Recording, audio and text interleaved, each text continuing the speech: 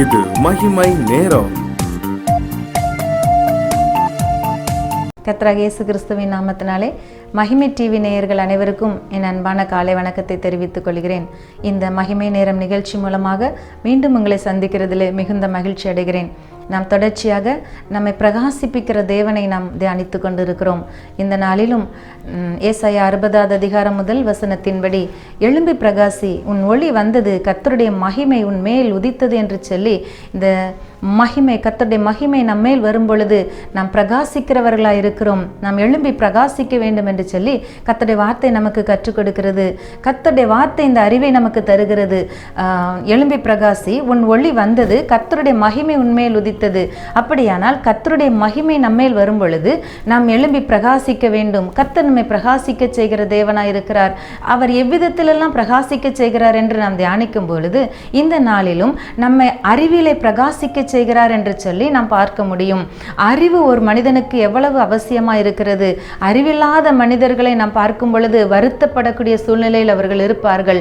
ஆனால் அந்த தானியேலை நாம் குறித்து நாம் பார்க்கும் பொழுது, தானியேல் 1வது அதிகாரத்திலே 3வது வசனத்திலே, அந்த பாபிலோன் ராஜா இங்கிருந்து எருசலேமிலிருந்து ஆட்களை தேர்வு செய்யும் பொழுது, தன்னுடைய அரண்மனைக்கு அவன் அழைத்து செல்லக்கூடிய நபர்களை தேர்வு செய்யும் பொழுது, அறிவுள்ளவர்களும் என்று சொல்லி அந்த இடத்துல வார்த்தை, துரை மக்கள், அழகுள்ளவர்கள், ஞானம் உள்ளவர்கள், அதோடு அறிவுள்ளவர்கள் என்று சொல்லி, அறிவில் சிறந்தவர்கள் என்று சொல்லி அந்த வார்த்தை எழுதப்பட்டு இருக்கிறது. அப்படிப்பட்ட அறிவில் சிறந்த ஒரு மகனாக தானியேலை அவர்கள் செலக்ட் பண்ணி தெரிந்தெடுத்து பாபிலோன் தேசத்திற்கு கொண்டு செல்கிறதை நாம் அறிய முடிகிறது. அங்கேயும் கர்த்தர் தானியேலுக்குள்ளாக அவருடைய தோழர்களாகிய சாத்ராக், மேஷாக், ஆபேத்நேகோ என்பவர்களுக்குள்ளாக சிறந்த ஞானத்தையும் அறிவையும் கொடுத்திருந்தார் என்று சொல்லி நாம் தானியேலின் புஸ்தகம் 1வது அதிகாரம் 17வது வசனத்திலே நாம் வாசிக்க முடிகிறது. தானியேலுக்குள்ளாக விசேஷித்த ஒரு அறிவை கொடுத்திருந்தார்.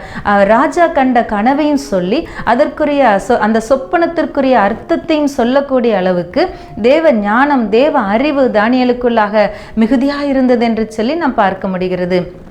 இந்த அறிவு, இந்த ஞானம் தானியேலை மிக உயர்ந்த ஒரு நிலைமைக்கு, அவரை பிரகாசிக்க செய்கிற நிலைமைக்கு அழைத்து சென்றதை நாம் இந்த பகுதியிலிருந்து கண்டுகொள்ள முடிகிறது. அப்படியானால் தேவ மகிமை அவரை நிரப்பினதினாலே தேவனோடு அவருக்கு இருந்த உறவு, தேவனோடு அவருக்கு இருந்த ஐக்கியம், அவருக்குள்ளாக தேவன் கொடுத்திருந்த இந்த அறிவு அவரை மிகவும் உயரத்திற்கு, மிகவும் கனத்துக்குரிய பாத்திரமாக, மிக உயர்ந்த ஸ்தானத்திற்கு அவரை அழைத்து சென்றது என்று நாம் பார்க்க முடியும். அந்த தானியேலின் கடைசி அதிகாரத்தில் இப்படியாக சொல்லப்பட்டிருக்கிறது, அநேகரை நீதிக்குட்படுத்துகிறவர்கள் ஆகாய மண்டலத்தில் உள்ள நட்சத்திரங்களைப் போல பிரகாசிப்பார்கள் என்று சொல்லப்பட்டு இருக்கிறது. அப்படியானால் நாம் நட்சத்திரங்களைப் போல பிரகாசிக்க முடியும். ஒவ்வொருவரும் இந்த நிகழ்ச்சியை கேட்டுக்கொண்டிருக்கிற நீங்கள் யாராயிருந்தாலும் சரி, நாம் நட்சத்திரங்களைப் போல பிரகாசிக்க முடியும். ஞானவான்கள் ஆகாய மண்டலத்தில் உள்ள ஒளியைப் போல பிரகாசிக்க முடியும். எங்கிருந்து இந்த ஞானம் வருகிறது? எங்கிருந்து இந்த அறிவு வருகிறது? இந்த அறிவும் ஞானமும் நமக்குள் வந்தால்தானே நாம் பிரகாசிக்க முடியும். ஆண்டவருடைய வார்த்தை, நீ எழும்பி பிரகாசி என்று சொல்லி நம்மை அழைக்கிறதே. அப்படியானால் இந்த அறிவு, இந்த ஞானம் எங்கிருந்து வருகிறது?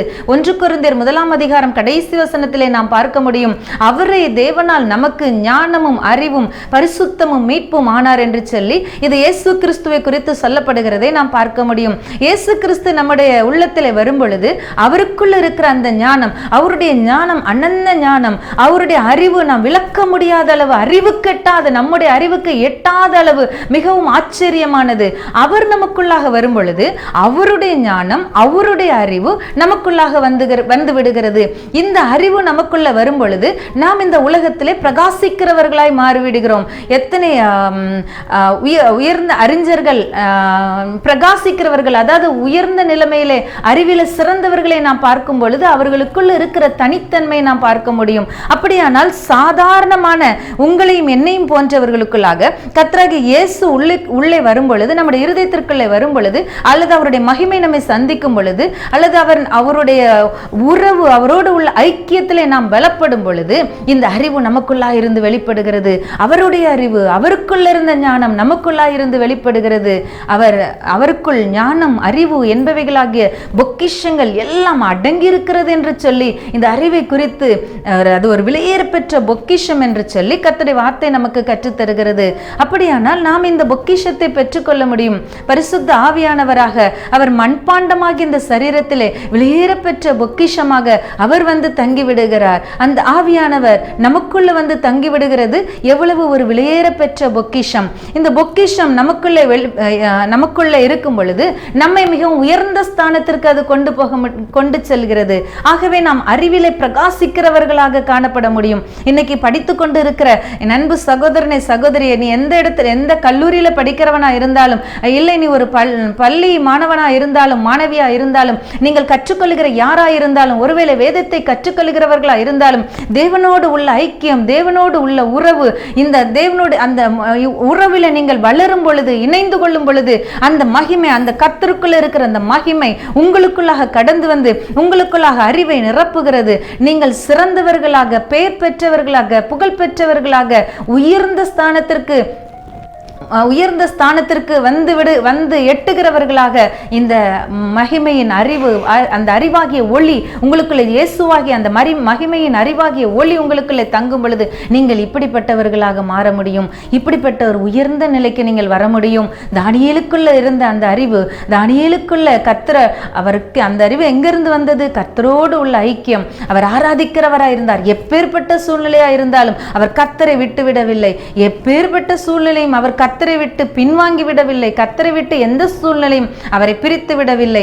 அப்படியானால் நாமும் இந்த உலகத்திலே விலையேறப்பெற்ற பொக்கிஷமாகிய இயேசு கிறிஸ்துவின் மகிமையின் சுவிசேஷத்தின் ஒளியை நம்முடைய உள்ளத்திலே கொண்டிருக்கும் பொழுது நமக்குள் இருந்து இந்த அறிவு வெளிப்பட்டு மிக உயர்ந்த ஸ்தானத்திற்கு, தானியேலை போல தேசத்தின் அதிபதியாக, அந்த மாகாணம் முழுவதுக்கும் மிக உயர்ந்த ஒரு பெரிய கவர்னராக அவர் மாற்றப்பட்டது போல கர்த்தருடைய மகிமையின் அறிவு நமக்குள்ளே வந்து நம்மையும் இன்றைக்கு அப்படியாய் மாற்ற அது ஆவலுள்ளவராய் கர்த்தர் நின்று கொண்டு இருக்கிறார். இன்றைக்கு இந்த செய்தியை கேட்டுக்கொண்டிருக்கிற நீங்கள் அந்த கர்த்தரோடு உள்ள ஐக்கியத்தை பெற்றுக்கொள்ளுங்கள். கர்த்தரை அறிகிற அறிவிலே வளர்ந்து கொள்ளுங்கள். வேதத்தை வாசிக்கிறதிலே, தியானிக்கிறதிலே, நித்திய ஜீவனாகி அந்த அறிவை பெற்றுக்கொள்கிறதிலே நீங்கள் ஆர்வமுள்ளவர்களாய் இருக்கும் பொழுது நிச்சயமாகவே உங்களுக்குள்ளே இந்த தேவ அறிவு, பரலோக அறிவு நிரப்புகிறது. உலக பிரகாரமான அறிவு எத்தனை வீணானது பாருங்கள். தேவையில்லாத காரியங்களை எல்லாம் தேவையில்லை. இன்றைக்கு மக்கள் அறிவை பெற்றுக்கொள்ள வேண்டும் என்கிற காரணத்திற்காக, பிள்ளைகள் அறிவை பெற்றுக்கொள்கிறோம் என்கிற ஒரு காரியத்திற்காக தேவையில்லாத உலக அறிவு, வேண்டாத காரியங்கள் எல்லாம்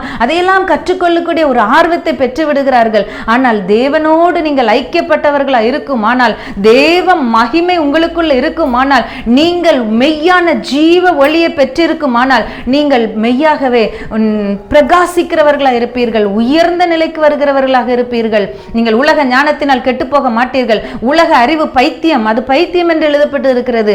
தேவ ஞானம், பரலோக அறிவு நீங்கள் பெற்றுக்கொண்டு மிக உயர்ந்த நிலைக்கு வரும்படியாய் கர்த்தர் இன்றைக்கு உங்களை அழைக்கிறார். அதற்காகவே நீ எழும்பி பிரகாசி, உன் அறிவாகிய ஒளி வந்தது என்று சொல்லி கர்த்தர் இன்றைக்கு நம்மை அழைக்கிறார். இந்த அறிவாகிய ஒளியை நாம் பெற்றுக்கொள்வோமா? நாம் தலை தாழ்த்தி ஜெபிக்கலாம். அன்பின் பரலோக தகப்பனே, இந்த நாளுக்காக உமக்கு நன்றி செலுத்துகிறோம். இந்த புதிய நாளிலும் கூட கர்த்தர் எங்களை பிரகாசிப்பிக்க செய்ய வல்லவராய் இருக்கிறீர். எங்களை பிரகாசிக்க செய்கிற தேவனை நாங்கள் ஆராதித்து கொண்டிருக்கிறோம். ஆமென் ஆண்டவரே. இந்த நாளிலும் ஆண்டவரே உம்முடைய மகிமையாகிய அறிவு, ஆண்டவரே அறிவாகிய ஒளி, உம்முடைய மகிமையின் சுவிசேஷமாகிய அந்த ரட்சிப்பின் நற்செய்தியாகிய அந்த சுவிசேஷமாகிய அறிவின் ஒளி ஆண்டவரே யார் யாருடைய உள்ளத்திலே பிரகாசிக்கிறதோ, யார் யாருடைய உள்ளத்திலே ஆண்டவரே உம்முடைய மகிமை பிரவேசிக்கிறதோ அவர்கள் எல்லாம் இயேசு கிறிஸ்துவின் நாமத்தினாலே பிரகாசிப்பார்கள் என்று ஜெபிக்கிறேன் ஆண்டவரே. பிரகாசிக்கட்டும் ஆண்டவரே. ஸ்தோத்திரம் அப்பா.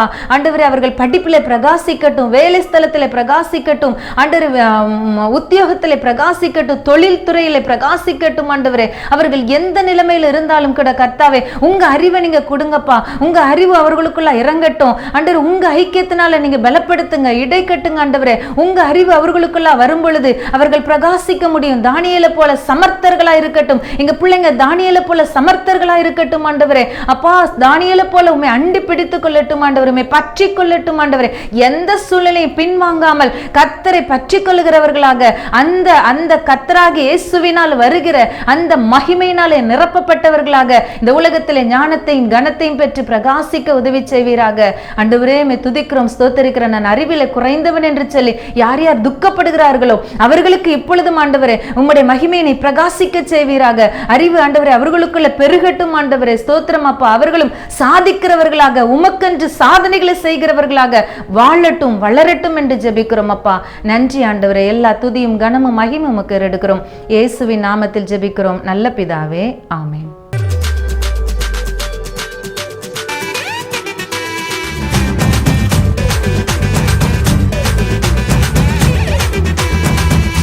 மகிமை மகிமை மகிமை